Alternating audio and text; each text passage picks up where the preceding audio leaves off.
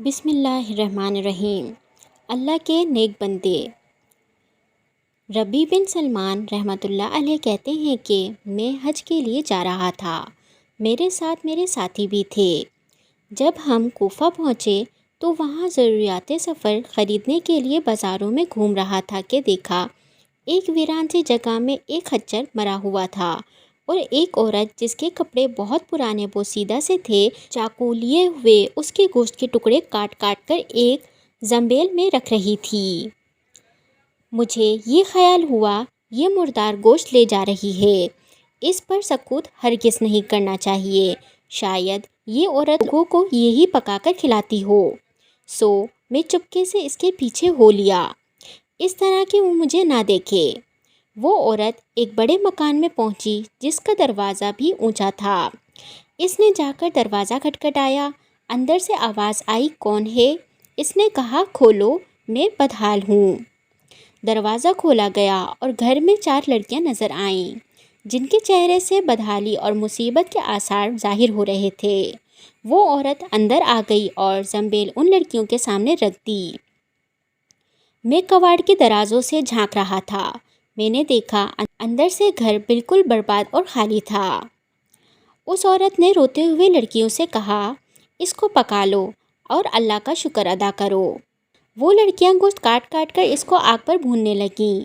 مجھے بہت تکلیف ہوئی۔ میں نے باہر سے آواز دی، اے اللہ کی بندی، اللہ کے واسطے اس کو نہ کھا۔ وہ کہنے لگی، تو کون ہے؟ میں نے کہا، میں ایک پردیسی آدمی ہوں۔ اس نے جواب دیا، تو ہم سے کیا چاہتا ہے؟ 3 سال سے نہ ہمارا کوئی معین نہ کوئی مددگار ہے، تو کیا چاہتا ہے؟ میں نے کہا، مجوسیوں کے ایک فرقے کے سوا مردار کا کھانا کسی مذہب میں جائز نہیں۔ وہ کہنے لگیں، ہم خاندان نبوت کے شریف سید ہیں۔ ان لڑکیوں کا باپ بڑا شریف آدمی تھا، وہ اپنے ہی جیسوں سے ان کا نکاح کرنا چاہتا تھا، لیکن نوبت نہ آئی، اس کا انتقال ہو گیا۔ جو ترکہ اس نے چھوڑا تھا وہ سب ختم ہو گیا۔ ہمیں معلوم ہے کہ مردار کھانا جائز نہیں، لیکن اضطرار میں جائز ہوتا ہے۔ ہمارا 4 دن کا فاقہ ہے۔ ربیع کہتے ہیں، اس کے حالات سن کر میں بے چین ہو گیا اور اپنے ساتھیوں سے جا کر کہا، میرا تو حج کا ارادہ نہیں رہا۔ سب نے سمجھایا لیکن میں نے کسی کی نہیں سنی۔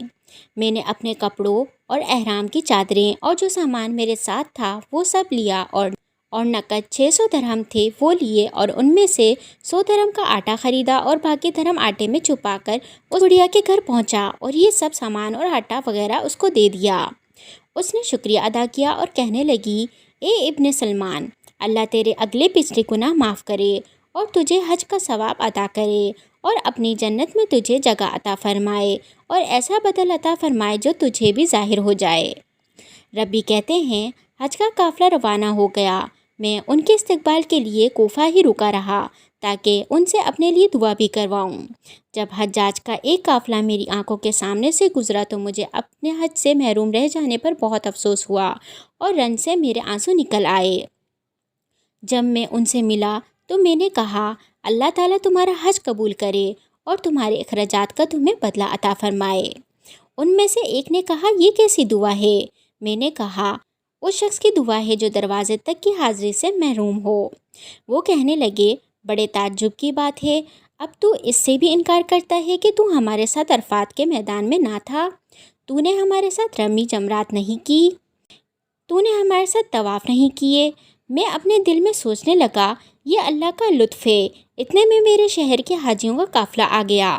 میں نے کہا، اللہ تعالیٰ تمہاری سعی مشکور فرمائے، تمہارا حج قبول فرمائے۔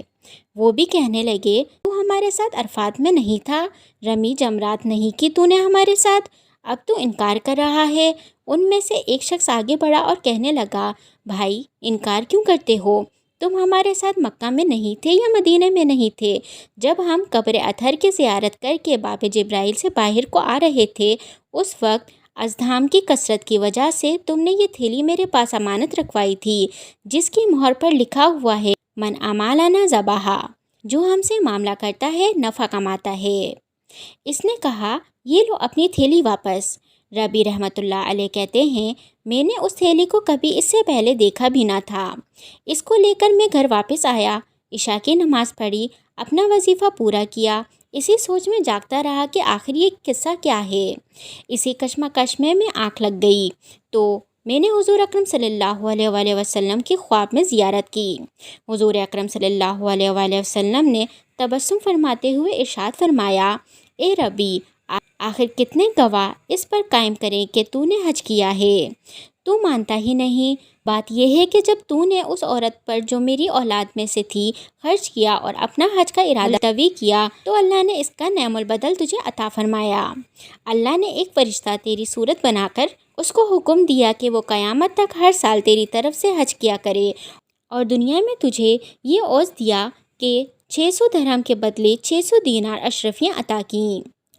ربی رحمۃ اللہ علیہ کہتے ہیں، جب میں سو کر اٹھا تو اس تھیلی کو کھول کر دیکھا تو اس میں 600 اشرفیاں موجود تھیں۔